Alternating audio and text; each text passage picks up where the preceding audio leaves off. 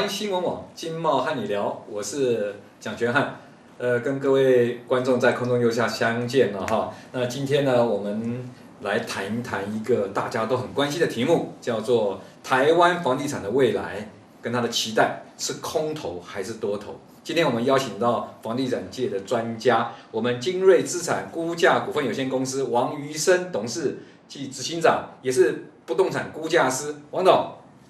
跟大家打个招呼。你好，蒋兄，谢谢你给我这个机会，来跟大家来分享这个台湾房地产目前的状况。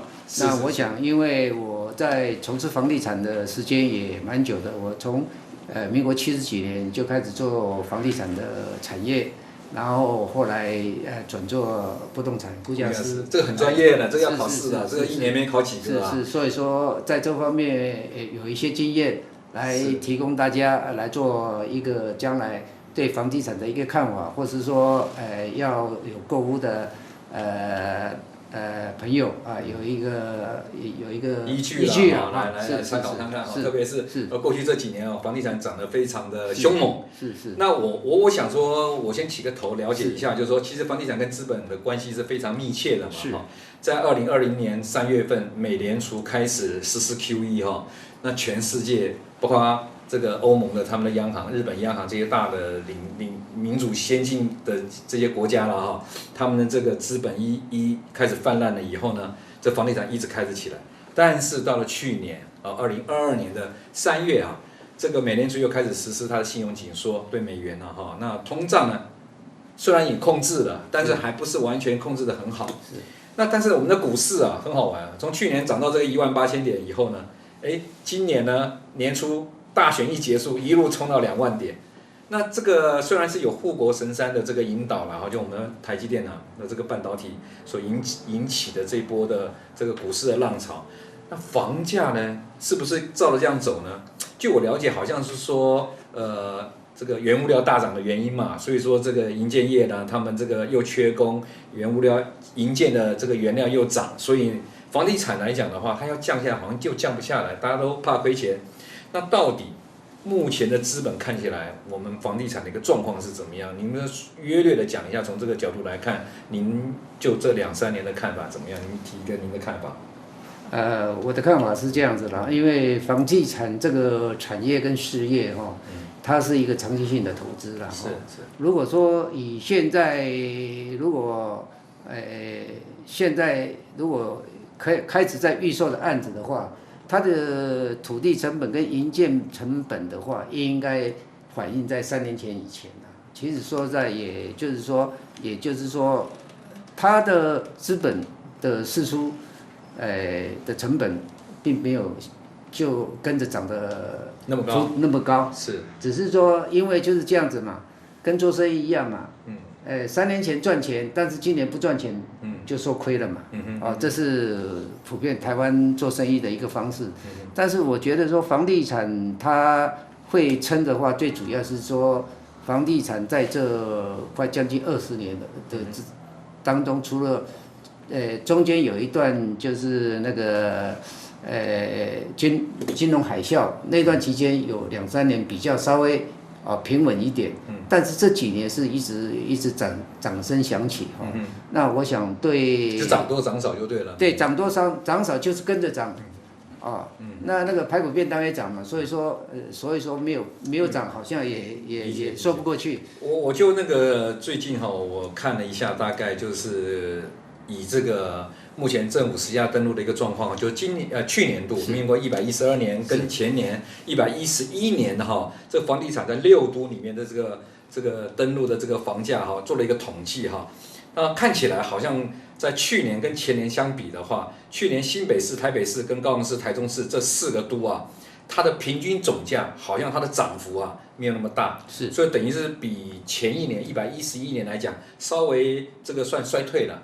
衰退的比例大概从0.1%到这个3.78%左右呢，特别是新北市的跌幅会比较大一点，但是桃园、新竹跟这个台南市似乎是好像在补涨，去年还在补涨，涨幅还有到这个5%、4%左右。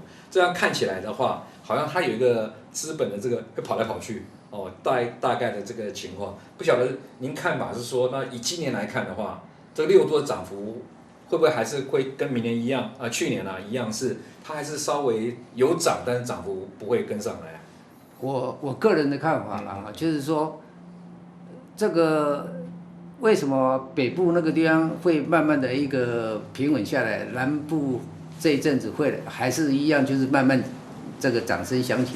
我想要归功台积电的一个因素。对，因为大家都认为台积电会来投资，所以说它的年轻人的这个就业率会提高。是。所以说建设公司跟政府也一样，就是把这个利多带出来。所以说因为有这个利多的话，所以说在台南跟高雄，就补涨前一阵子比较那个比较多一点。对。所以说实际上当然就是说。刚性需求的年轻人蛮多的，因为我最近接触一些刚性需求的，大部分也是父母亲也是这样想的。因为一直胖，房地产会跌，但是房地产一直都没有跌。那所以说，凡是还是要进场，只要是刚性需求的因素会比较多了。因为现在投资房地产的这个投资客是没有像以前那么多这样子。是。那是不是？像您讲到说年轻人的这投资需求，像去年下半年的时候，政府在7、8月提出了一个叫做这个新青安政策，对，就是鼓励年轻人买房子嘛，是。那当然就给了比较多的优惠的贷款的条件，对，然后还有比较高的这个贷款利率的这个比较高的这个贷款额度。那你觉得这个影响看起来，以去年第4季来看的话，大幅的成长的是在30岁到45岁之间，那他们的这个季增率都从14%到21%特别是30到35岁的这个比例。那你觉得这个政策实施有帮助吗？还是这个在房地产来讲的话，算是最后一波了？我的看法是这样子的，就是说，当然这个是有助长买气的，但是如果说依我一个对家长的看法，对年轻人来讲，其实说呢，也是将来也是他们蛮痛苦的一件事情。第一个就是说，你有贷款年限好像是30年了。对，30年、40年，那你大部分都是30几年到30几岁到40岁，买房子的人都已经到60岁、70岁了。对。那我们以前，我那个年代是差不多20岁出来工作的，我们就可以买房子了。是。所以说我几乎就是说10年、15年的贷款的话，跟当兵一样，就是说。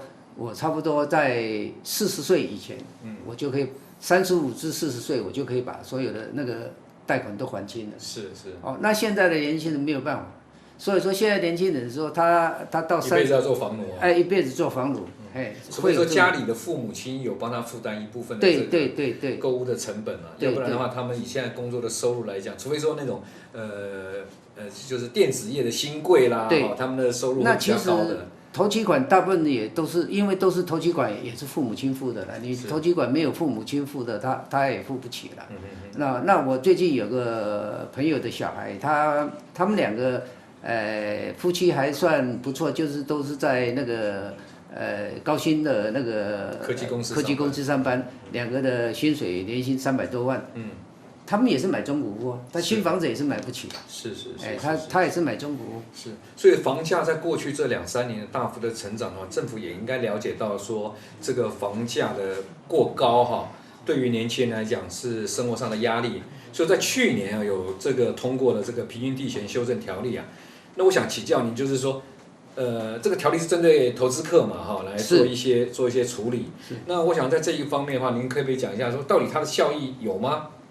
过去这1年来，其实我个人的看法是，这个效益只是对一些豪宅会有一些局限的。是。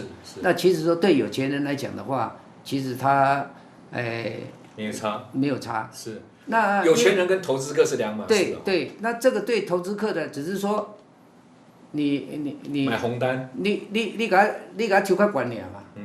那因为一般的像买那个刚性需求的，他不会考虑他要赚差价嘛，或者说他做买卖，就真的要自己住的人。其实说自己住的人，平均地权对所有的刚性需求的都没有影响。但是你说对一些投资客有没有影响，我是觉得是一半一半因为我也知道我也有很多朋友在做这方面嘛，反正说你抽我48、30%没有关系嘛，对不对？就我赚的有超过。对，我赚100万，我你抽40万嘛，我给拿，是，对不对？因为它的利润很好。是。哦，所以说这个其实说只是说它会那个砍住，就是说这投机性的的投资客会比较少一点而已。但是说真正的有够力的人，对他们来这方面没有多大的影响。是像修正条例里面，它有提到哈，就是有关于那个买卖红单呐，要实价登录啦，还有限制它移转的时间嘛。是。那如果还有一些罚则，你觉得这个罚则和这个红单禁止移转的这相关规定，你觉得它的效益有达到它立法的这个目的吗？立法还是要再观察一下。我个人的就是依实务来看的话，我的个人的看法就是说，其实红单这个东西，其实说在还是有存在，只是说没有像以前那么投机性。那因为现在有很多人他手上的那个游资金很多，反正我放在银行里面，哦，我5年也没有什么，对，利率很低嘛。对，然后那个钱也不一啊。对。我5年顶多如果我放定存的话，定存上1.5好了，才7.5%。对。可是5年可能因为房价或地价的上涨超过10%、15%，然后这样子就有可能有赚，他宁可放在房地产里面嘛。所以变成原来的红单呢，它本来是要转卖赚差价的，现在改起来说，那我就放久一点也没差，因为预售嘛，大楼的这个新建的时间都2年3年以上。因为比较大型的一些上市公司的话，他们还是有他们的一个销售的方式啦，就是说他们有固定的这些客人在做比较如果说我们讲比较普遍的一个说法，就是说他有的部分就是说就是卖那个团购的意思。哦，那我一次买5户6户。对不对？然后买5户6户，反正你盖好的时候，我给你买，譬如说我可以拿到7折，但是等你全部盖好的时候，运气好的时候，那你接这个公司，除非有很大的变数，你那个房价会跌下来，要不然就是说我譬如说，我1坪10万，对不对？那我将来预估这个案子，我预估将来1坪10万，但是你现在跟我买7万，对不对？那因为你上市公司有3成的获利，对，因为上市公司它要有一些资金的收入，跟它有一些业绩，所以说一些上市公司它的股票会那么高，就是说它有它的基本盘在，它有它的基本盘在的时候，有一些人就是说，因为我有一些分就是说，好，我买5户，我将来脱掉3户，第一个我那个增值税跟那个所有的那个我扣不到了，抵掉成本了。第二个就是说，我所了解的，没人会去了解钱的。是。我想就目前您说的这几年来讲，这方面的没有在推到解释，足少的呀。是。加我就是迄个嘛，我你讲的讲当做A高囡仔嘛，我出房租啊。了解。讲到这个收房租哈，今年7月1号开始要实施这个房屋税修正条例嘛哈，这里面有提到这个囤房税的2.0版，就是本来的那个税金要提到4.8%。是。那您觉得这个又针对了你刚才提到这个投资客，他们有房子的时候，然后别人拿到房子以后，他要收这个税金啊，它的影响会不会很大呢？不大，就是反正租金就提高嘛，对不对？第一个租金提高，第二个就是说，其实说在因为租房子的人永远是弱势。是。因为我小孩刚去台北那个又到台北去履新新的职务，又回台北，租房子就是很简单，房东绝对不会让你报税的。了解。但是像房东不报税的话，偷税的话，是不是被查报到的话会很严重的罚款？全台北市我敢讲说80%都是这样，没有报税的。了解。那我再跟你请教一下哈，如果说今天美联储现在的这个未来可能要降息嘛，对不对哈？那降息可能会对全球的这个资本啊、资金都会有一些影响。那假如啦，我说假设，那个央行我们的央行在我们现在的目前的放款利率啊，各方面的利率啊，它调到2.25以上或者2.5以上的话，你觉得对于我们现在的房地产还会有冲击吗？还是没有冲击？买方来讲，觉得利率还没有很多，影响不大。因为台湾就是这样子嘛，反正就是说，它的原理就是我也是跟着涨。对不对？但是就是说这一阵子的房地产业会那么安稳，是因为市场这20年说实在的，做房地产的说实在，大家的口袋真的是有够深，有够深的，有够深的，有够深的。所以说基本上还是资本这个认同说，目前台湾的房地产的未来发展还是很平稳的，是。那将来还是有成长的空间，特别是台湾的经济还维持的不错。没有错，是了解。那今天我们非常谢谢我们那个王医生王董事今天来我们的节目呢，跟我们大致上的介绍了一下过去房地产的一个发展，还有我们政府在这方面的修法，可能是暂时的可以稳住市场，让它不会有大幅的成长，造成通货的膨胀太严重。那也在这个资本目前看好台湾发展的前景房地产的前景，所以房价要大幅的下跌机会也不大。那所以这些的讯息，透过我们王董事长的专业呢，给大家我们所有的观众呢做一个参考。那下次的节目里面，我们来邀请我们王董事长来谈谈地方上的这种比较专案型的这个地区的房价的一个变动的可能性是怎么样。那今天非常谢谢我们港湾新闻网经贸和你聊的观众的观赏，也谢谢王董事长，谢谢大家，谢谢。谢谢。